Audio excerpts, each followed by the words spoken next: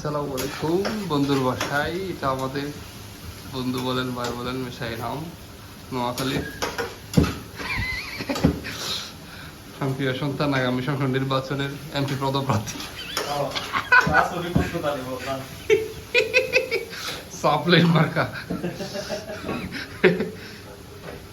প্রবাসী জীবনের সংক্ষিপ্ত আয়োজন ইফতারের আগে।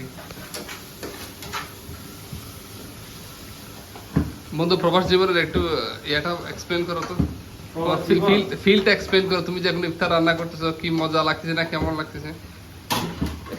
এটা ফিলটা আসলে অ্যাকচুয়ালি কিছুই না।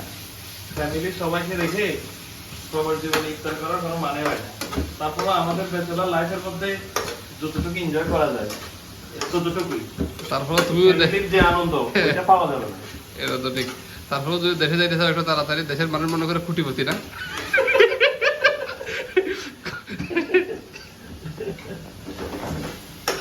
আল্লাহ।